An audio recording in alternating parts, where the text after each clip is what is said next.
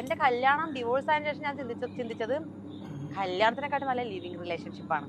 അതാവുമ്പോൾ നമ്മൾ ലിവിങ് ചെയ്യുന്നു, ആളുടെ കൂടെ നമ്മൾ സന്തോഷമായിട്ട് ഇരിക്കുന്നു. അത് കഴിഞ്ഞാല് നമുക്ക് വേണ്ടാന്ന് തോന്നി കാരണം മ്യൂച്വൽ ആയിട്ട് പറയുന്നു ഓക്കേടാ, അതന്നെ ഓക്കേടാ, ഇരുന്ന് നമ്മള് എൻജോയ് ചെയ്തു. അങ്ങനെ ഒരു കൺസെപ്റ്റ് നല്ലൊരു കൺസെപ്റ്റ് ആണ്.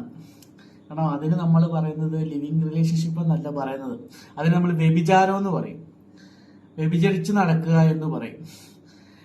ഒരാളോട് ഇഷ്ടപ്പെട്ട് അയാളെ കൂടെ കുറച്ചാൾ കഴിയുക, അത് കഴിഞ്ഞിട്ട് വേറൊരാളെ കണ്ടുപിടിക്കുക, എന്നിട്ട് അയാളുടെ കൂടെ കുറച്ചാൾ കഴിയുക. അപ്പൊ അതിന് ഞങ്ങളെ പൊതുവെ സമൂഹത്തിന് പറയുന്ന വ്യഭിചാരം എന്നാണ്. ഈ ചേച്ചിയുടെ ഈ ഒരു സ്റ്റേറ്റ്മെന്റ്, ഈ ചേച്ചിക്ക് കുട്ടികൾ വല്ലതും ഉണ്ടെങ്കിൽ അവര് കാണുവാണെങ്കിൽ ആ കുട്ടികളുടെ അവസ്ഥ ഒന്ന് ആലോചിച്ച് നോക്കുക. നേരത്തെ കല്യാണം കഴിച്ചാന്ന് ഡിവോഴ്സ് ആയെന്ന് പറയുന്നുണ്ട്. അപ്പോൾ ഒന്ന് ആലോചിച്ച് നോക്കുക, ഈ ചേച്ചിക്ക് കുട്ടികൾ വല്ലതും ഉണ്ടെങ്കിൽ ചേച്ചിയുടെ ഈ സ്റ്റേറ്റ്മെന്റ് കേൾക്കുമ്പോൾ ആ കുട്ടികളുടെ അവസ്ഥ ഒന്ന് ആലോചിച്ച് നോക്കിയേ. നാളെ ആ കുട്ടികൾ ആ സമൂഹത്തിൽ വളരാനുള്ളതല്ലേ.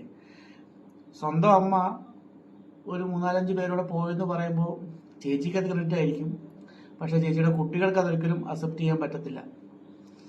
അങ്ങനെയൊക്കെ ആ കുട്ടികളെ കുറിച്ച് ചിന്തിച്ചിരുന്നെങ്കിൽ ചേച്ചി ഇങ്ങനെ പറയത്തില്ലായിരുന്നു എന്നേ എനിക്ക് പറയാനുള്ളൂ. ഈ കുട്ടികളില്ലെങ്കിലും ചേച്ചി ഈ പറഞ്ഞ കൺസെപ്റ്റിനോട് എനിക്ക് ഒട്ടും താല്പര്യമില്ല. കാരണം ഇതൊക്കെ വെറും തരം താഴ്ന്ന കൺസെപ്റ്റുകളാണ്.